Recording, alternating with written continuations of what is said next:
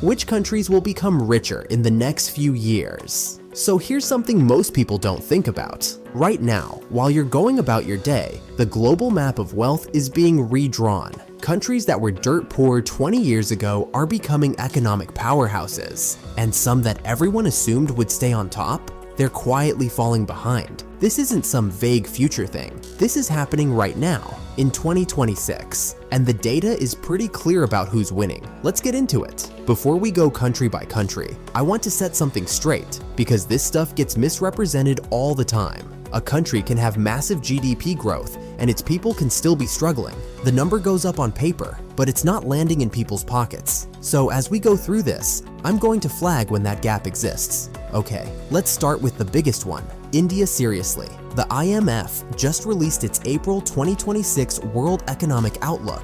They looked at every country on Earth and downgraded global growth, cut projections almost everywhere. And then for India, they raised it. India is confirmed as the fastest growing major economy in both 2026 and 2027, projected at 6.5% both years, even as the IMF slashed the global growth forecast to 3.1%. When the world's top financial institution is cutting everyone else and raising yours, that's not spin, that's signal. And here's what makes India's story different from most. It's not built on oil. It's not built on one lucky export. India's growth is driven by domestic consumption, a rapidly expanding digital economy, and one of the biggest infrastructure pushes on the planet. Because growth is internal, India is less exposed when global demand drops. That's a really important distinction. Think about it this way. Countries that grow because the world wants their stuff, they're one recession away from a bad year. Countries that grow because their own people are spending more, building more,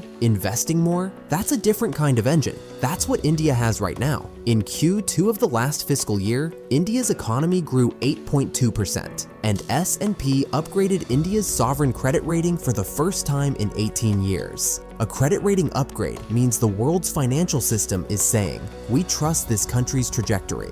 That unlocks cheaper borrowing, more foreign investment, more growth. It compounds. Then, in January 2026, India and the EU signed a landmark free trade agreement after 20 years of negotiations, cutting tariffs on over 90% of goods and opening up markets on both sides. 20 years. That's how long it took. And they finally got it done. That's a structural tailwind that will play out for the next decade. But, and I mean this, you need to hear the other side too. The impressive GDP numbers are largely being driven by IT, finance, and government infrastructure spending. Agriculture, which employs over 40% of India's workforce, is growing slowly, and private consumption at the ground level is weaker than the headline number suggests. So India is genuinely getting richer as a country. Whether every Indian is feeling that yet? That's a more complicated answer, but the direction? Unmistakable. India is already the world's fourth largest economy and is on track to become the third largest by 2030,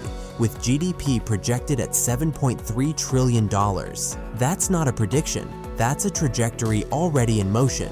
Vietnam. Okay, let me paint you a picture. It's 2018. A global tech company is deciding where to build its next manufacturing facility. The obvious answer is China. It's always been China. Cost efficient, established infrastructure, massive workforce. Fast forward to today, that same company, and thousands like it, are looking somewhere else. And Vietnam keeps coming up. Why? Two things happened. COVID showed everyone the risk of having your entire supply chain in one country, and US-China tensions made companies nervous about being too dependent on China, so they started looking for alternatives. Vietnam was ready. The results are extraordinary. Vietnam's economy grew 8.46% in Q4 of 2025, the highest fourth quarter growth since 2011. Full-year growth for 2025 hit 8.02%, driven by manufacturing, tourism, exports, consumption, and investment all firing at the same time. And now, the Vietnamese government has set its target for the next 5 years. They want at least 10% annual growth from 2026 to 2030.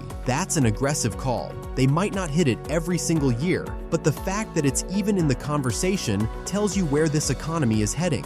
Vietnam is benefiting massively from the China Plus One strategy, companies wanting a manufacturing base outside China. Vietnam has the location, the improving infrastructure, and now entire electronics manufacturing clusters that have emerged specifically to serve this shift. Here's the long game though. Capital Economics projects Vietnam will rise from the 31st largest economy today to 14th by 2050, with a GDP of $4.6 trillion and a per capita income that overtakes both Indonesia and the Philippines. That's a generational transformation. A country where most people farmed rice a generation ago is now building semiconductor-adjacent supply chains. That's real. The next one is the one everyone underestimates: Indonesia.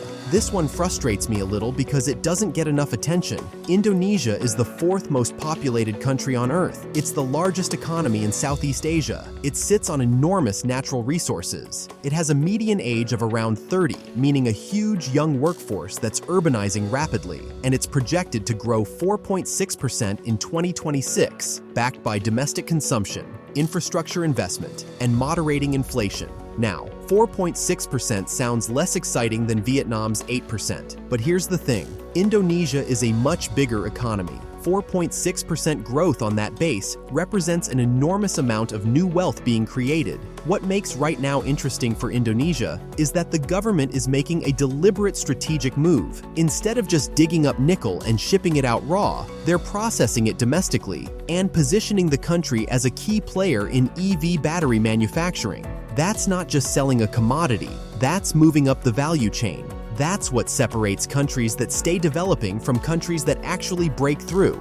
Capital Economics puts Indonesia in the top 20 economies globally by 2050. For investors and businesses, this is one of the last truly large untapped consumer markets on Earth. People are sleeping on it. The Philippines. The Philippines doesn't scream for your attention. It doesn't have a dramatic reform story or a sudden oil discovery. What it has is steady, consumption-driven growth powered by something most countries don't have: millions of people working abroad and sending money home every month. The UN projects the Philippines growing 5.7% in 2026 and 6.1% in 2027, fueled by low inflation, a strong labor market, and remittance inflows that keep household spending consistent and resilient. That remittance engine is genuinely underrated. It doesn't care about global recessions the same way exports do. It doesn't dry up when commodity prices drop. It flows in month after month, going straight into consumer spending. It's one of the most reliable economic foundations a developing country can have. Capital Economics sees the Philippines climbing from 30th to 19th largest economy by 2050, with nominal GDP reaching $3.51 trillion.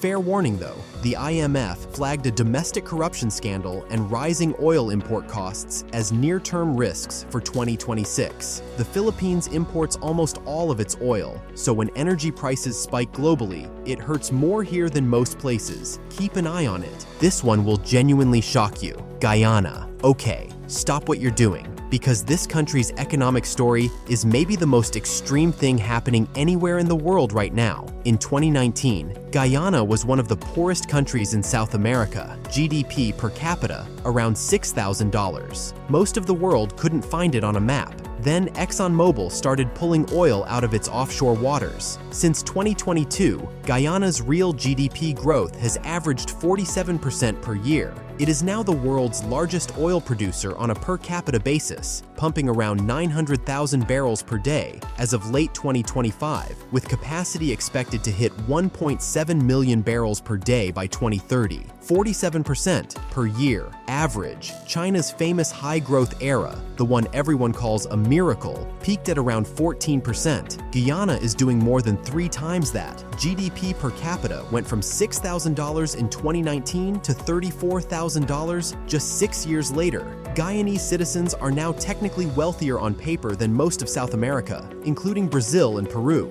It's one of the wildest economic stories in modern history. But here's where I have to be straight with you, because fast money and lasting prosperity are two very different things. Guyana faces a very real resource curse risk, where a country becomes so dependent on one commodity that corruption takes hold, institutions weaken, and the wealth ends up concentrating at the top, while regular people see little of it. Look at Venezuela, largest oil reserves in the world. Now people are starving.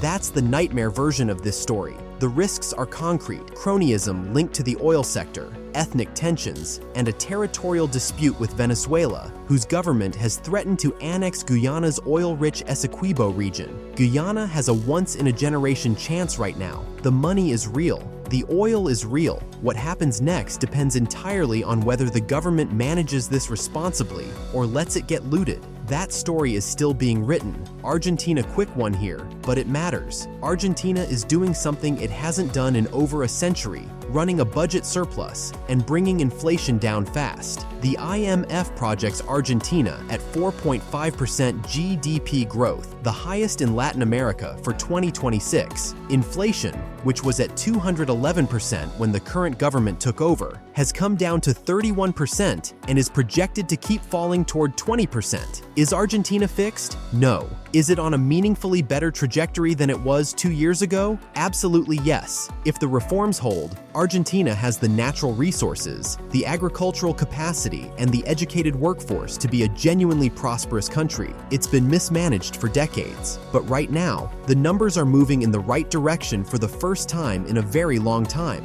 So, what does this all actually mean? Here's the thing. Emerging markets are firmly in the driver's seat right now. India is growing at more than triple the pace of most developed nations, and advanced economies, the US, Japan, Germany, France, are hovering between 1% and 2% growth. The countries winning the next decade share something in common: young populations entering the workforce, urbanization, creating new consumers, either diversifying away from commodities or processing them domestically instead of shipping them raw, and positioning themselves inside the global supply chain shifts happening right now as companies restructure away from overdependence on China. The countries that will stay rich on paper but lose ground in real terms, the ones riding commodity booms without building institutions, and the ones sitting on the sidelines of the manufacturing and digital economy shifts, assuming their old advantages will hold forever. The map is changing, and honestly, once you see it, you can't unsee it.